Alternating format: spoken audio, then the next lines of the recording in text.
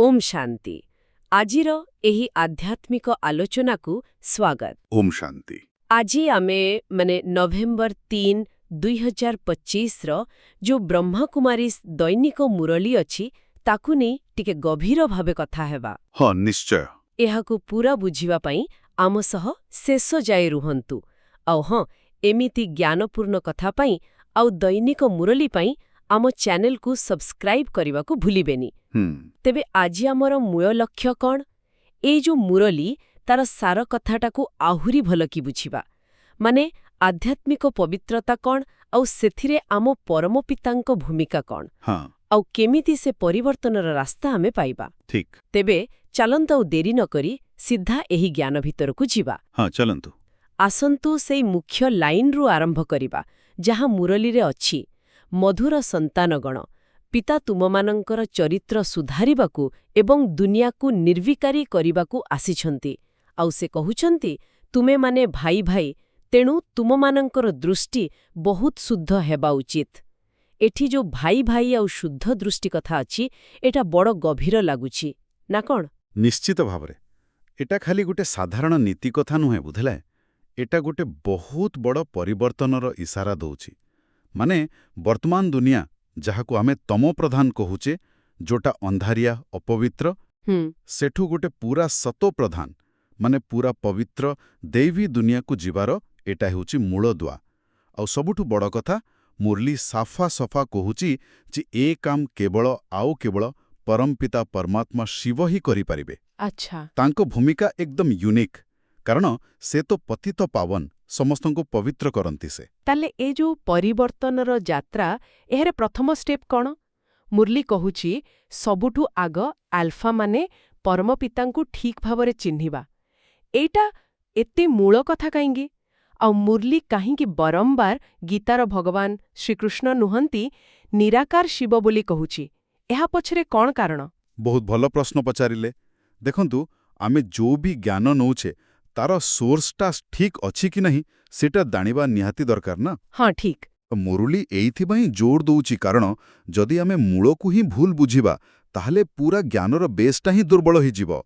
आमे गीताकू तो सबुठु बड़ ग्रंथ मानुछे जदि ताकू किए कहिछंती सेठी कन्फ्यूजन रहिबो ताहले ता शिक्षाकू आमे पूरा गभीर भावे केमिति बुझिबा।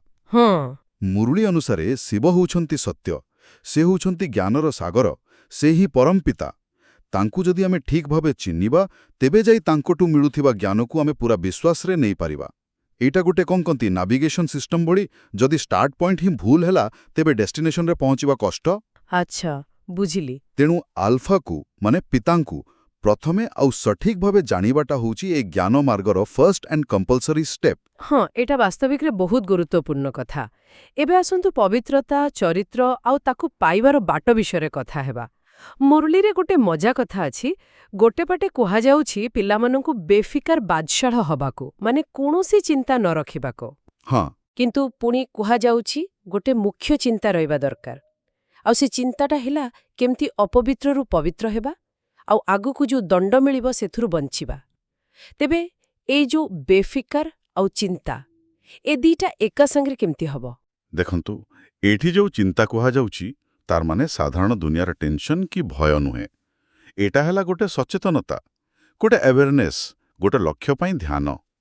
जेमिति जणे पहाड़ चढ़ुची से बेफिकर लागु थाई पारे किंतु तार प्रति स्टेप उपरे पूरा ध्यान थाए।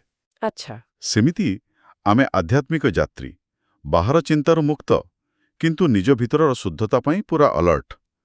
और पवित्रता कहिले खाली बाहर आचरण नुहे एटा हला दृष्टिर मनोवृत्तिर शुद्धता।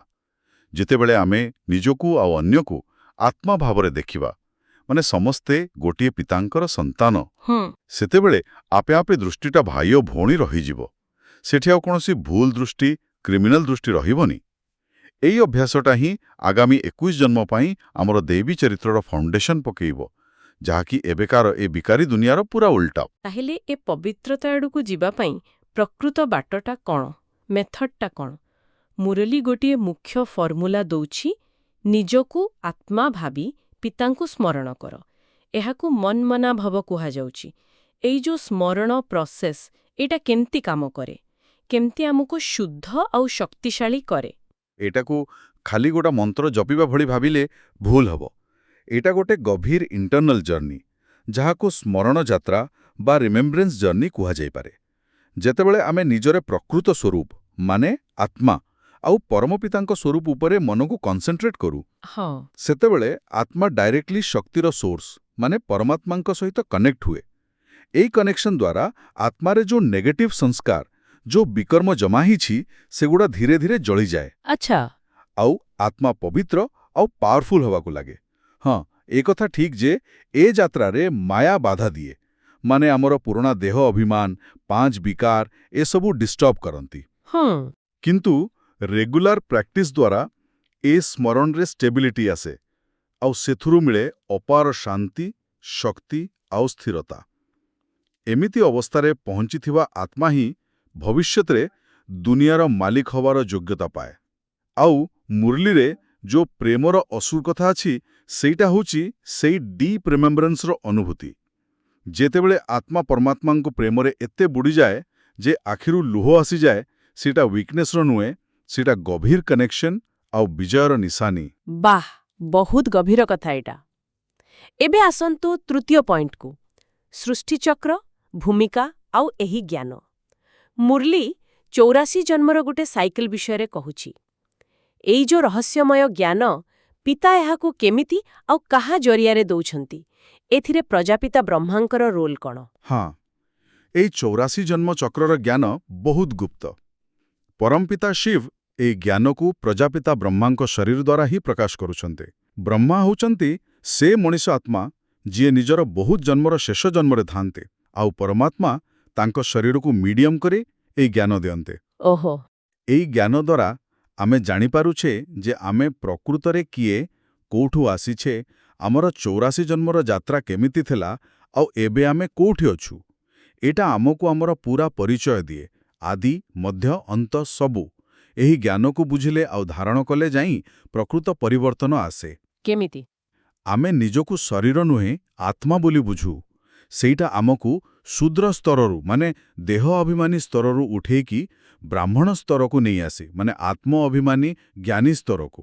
ଏହି ବ୍ରାହ୍ମଣମାନେ ହିଁ ପୁରୁଷାର୍ଥ କରିକି ଆଗକୁ ଦେବତା ପଦ ପାଆନ୍ତି, ମାନେ ସତ୍ୟଯୁଗ ବା ବିଷ୍ଣୁପୁରୀର ମାଲିକ ହୁଅନ୍ତି।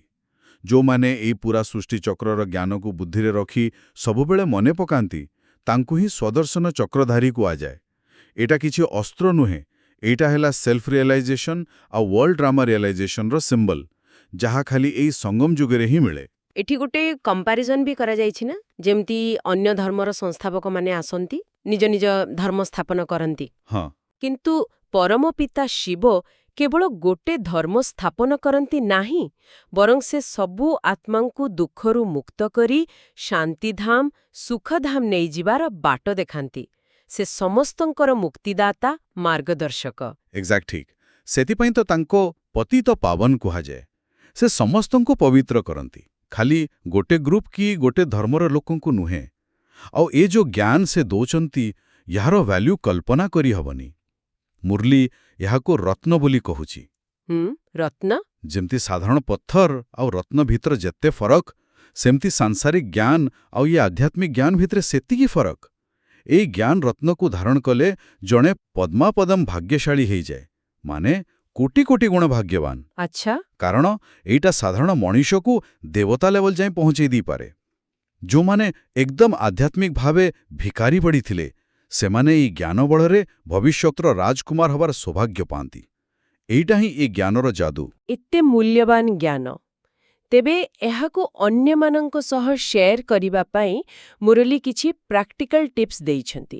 ଯେମିତିକି ଯାହାକୁ କହୁଛନ୍ତି ତାର ଇଣ୍ଟରେଷ୍ଟ କେତେ, ସେଇଟା ଦେଖିବା, ନାଡି ଅନୁଭବ କରିବା। ହଁ, ଯିଏ ପ୍ରକୃତିରେ ଶୁଣିବାକୁ ଚାହୁଁଛି, ତୃଷାର୍ଥ, ତାକୁ ବେଶୀ ସମୟ ଦେବା। ଯାହାର ଆଗ୍ରହ ନାହିଁ, ତା ପଛରେ ଟାଇମ୍ ୱେଷ୍ଟ ନ କରିବା। ଏପରିକି ମନ୍ଦିର କି ଗଙ୍ଗା କୂଳକୁ ଯାଇ ଲୋକଙ୍କୁ ଏମିତି ପ୍ରଶ୍ନ ପଚାରିବାକୁ କୁହାଯାଇଛି, ଯେମିତି ପ୍ରକୃତିରେ ପବିତ୍ର କିଏ କରେ, ପାଣି ନା ପରମପିତା? ଏଇଟା ବଡ଼ କ୍ଲେଭର ଆଇଡିଆ ଭଳି ଲାଗୁଛି। ହଁ, ଏଇଟା ହେଲା ପ୍ରାକ୍ଟିକାଲ ୱିଜଡମ୍। ଜ୍ଞାନ ଦାନ କରିବା ବହୁତ ବଡ଼ ସେବା, କିନ୍ତୁ ସେଇଟା ରାଇଟ୍ ପର୍ସନକୁ ରାଇଟ୍ ଟାଇମ୍ର ହେବା ଦରକାର। ମୁରଲୀ କହୁଛି ଯେ ଏଇ ଜ୍ଞାନ ଦେଇ ଆମେ 20 ସମାନ ମନୁଷ୍ୟଙ୍କୁ ହୀରା ସମାନ କରିପାରିବା। 20ରୁ ହୀରା। ହଁ, ମାନେ ଯେଉଁମାନେ ନିଜର ପ୍ରକୃତ ଭ୍ୟାଲ୍ୟୁ ଜାଣିନାହାନ୍ତି ତାଙ୍କୁ ତାଙ୍କର ଅସଲ ସ୍ୱରୂପ ଆଉ ଶ୍ରେଷ୍ଠ ଭାଗ୍ୟ ବିଷୟରେ ଆୱେର୍ କରେଇବା। ଏଇଟା ଖାଲି ଇଣ୍ଡିଭିଜୁଆଲ ଅପଲିଫ୍ଟମେଣ୍ଟ ନୁହେଁ, ଏହାଦ୍ୱାରା ପୁରା ଭାରତବର୍ଷ ପୁଣି ଥରେ ନିଜର ହଜିଯାଇଥିବା ଗୌରବ, ବିଶ୍ୱର ମାଲିକ ପଦକୁ ଫେରିପାଇବ। ଆଉ ଏଇ ଯୋଉ କମ୍ପ୍ଲେକ୍ସ ଜ୍ଞାନ, ତାକୁ ସହଜରେ ବୁଝେଇବା ପାଇଁ କିଛି ମୁଖ୍ୟ ଚିତ୍ର ଅଛି, ଯେମିତି ଗୀତାର ପ୍ରକୃତ ଭଗବାନ କିଏ ସେ ଚିତ୍ର, ଆମର ଲକ୍ଷ୍ୟ ଲକ୍ଷ୍ମୀ ନାରାୟଣଙ୍କ ଚିତ୍ର, ଆଉ ସୃଷ୍ଟି ଚକ୍ରରୁ ଉଠାପଡ଼ା ଦେଖାଉଥିବା ସିଡ଼ି ଚିତ୍ର। ହଁ, ସେଗୁଡ଼ିକ ଦେଖିଲେ ବୁଝିବା ସହଜ ହୁଏ। ହଁ, ସେଗୁଡ଼ା ଜ୍ଞାନକୁ କ୍ଲିୟର ଆଉ ଇଜି ଟୁ ଗ୍ରାସ୍ପ କରିବାରେ ହେଲ୍ପ କରେ। ଏଠି ବ୍ରହ୍ମା ବାବାଙ୍କର ନିଜ ଏକ୍ଜାମ୍ପଲ୍ ବି ଅଛି। ସେ କେମିତି ନିଜ ଶରୀରକୁ ପରମ ପିତାଙ୍କ କାମ ପାଇଁ ଋଣରେ ଦେଇଛନ୍ତି, ଆଉ ବଦଳରେ କେତେ ଉଚ୍ଚ ପଦ ପାଉଛନ୍ତି। ଆଉ ପିତାଙ୍କର ତାଙ୍କ ପାଇଁ ଯୋଉ ସ୍ନେହ, ତାଙ୍କୁ କାନ୍ଧରେ ବସେଇବା, ଏଇଟା ଦେଖାଉଛି ଯେ ପିତା ଆଉ ପିଲା ଭିତରେ କେତେ ଗଭୀର, କେତେ ସମର୍ପିତ ଆଉ ସ୍ନେହଭରା ସମ୍ପର୍କ ଅଛି। ଏକଦମ, ସେଇଟା ସେହି ସମ୍ପର୍କର ଗଭୀରତାକୁ ହିଁ ଦର୍ଶାଏ। ତାହେଲେ ଏ ଯୋଉ ପୁରା ଆଲୋଚନା ହେଲା, ଏଥିର ମୁଖ୍ୟ କଥା କ'ଣ ବାହାରିଲା? କି ଟେକ୍ଅୱେଜ୍ ଯାହାକୁ କହନ୍ତି, ଯାହାକୁ ଆମେ ମନେ ରଖିବା କଥା? ନିଶ୍ଚୟ, ମୁଁ ଚେଷ୍ଟା କରୁଛି ଏହାକୁ ମୁଖ୍ୟତଃ 4ଟା ପଏଣ୍ଟରେ କହିବାକୁ। ପ୍ରଥମତଃ, ପରମ ପିତା ଶିବଙ୍କୁ ଚିହ୍ନିବା। ଏଇଟା ଖାଲି ବିଶ୍ୱାସ ନୁହେଁ, ଏଇଟା ହେଉଛି ପବିତ୍ରତା ଆଉ ମୁକ୍ତିର ପ୍ରକୃତ ସୋର୍ସକୁ ଚିହ୍ନଟ କରିବା। ଠିକ୍ ସୋର୍ସ ନ ଜାଣିଲେ ଯାତ୍ରା ଦିଗହରା ହେଇଯିବ। ହଁ। ଦ୍ୱିତୀୟତଃ, ଆଧ୍ୟାତ୍ମିକ ପବିତ୍ରତା ପାଇବା ହେଉଛି ମେନ୍ ଗୋଲ୍, ଆଉ ତାର ପ୍ରାକ୍ଟିକାଲ ମେଥଡ ହେଲା ନିରନ୍ତର ସ୍ମରଣ, ମାନେ ମନ୍ମନାଭ, ଆଉ ସମସ୍ତଙ୍କ ପାଇଁ ଶୁଦ୍ଧ ଆତ୍ମିକ ଦୃଷ୍ଟି ରଖିବା। ଏଇଟା ଖାଲି ଭାବନା ନୁହେଁ, ଆକ୍ଟିଭ ପ୍ରାକ୍ଟିସ୍। ଠିକ୍। ତୃତୀୟତଃ, ବୀଜକୁ 84 ଜନ୍ମର ଚକ୍ରରେ ଯାତ୍ରା କରୁଥିବା ଗୋଟେ ଅମର ଆତ୍ମା ବୋଲି ବୁଝିଲେ ଜୀବନକୁ ଗୋଟେ ବଡ଼ ପର୍ସପେକ୍ଟିଭ ଆଉ ପର୍ପସ୍ ମିଳେ। ଏହା ଆମର ବର୍ତ୍ତମାନ କର୍ମକୁ ଭବିଷ୍ୟତ ସହ ଯୋଡ଼େ। ଆଉ ଚତୁର୍ଥରେ, ଏଇ ଜ୍ଞାନ ଖାଲି ଇନଫର୍ମେସନ୍ ନୁହେଁ, ଏଇଟା ଗୋଟେ ଟ୍ରାନ୍ସଫର୍ମେଟିଭ୍ ପାୱାର, ଯାହାର ଭ୍ୟାଲ୍ୟୁ ଅସୀମ। ଏଇଟା ସାଧାରଣ ମଣିଷକୁ ଦେବତା ଲେଭେଲକୁ ନେଇଯିବାର ପଟେନ୍ସିଆଲ ରଖେ। ବାଃ, ବହୁତ ସ୍ପଷ୍ଟ ଭାବରେ କହିଲେ।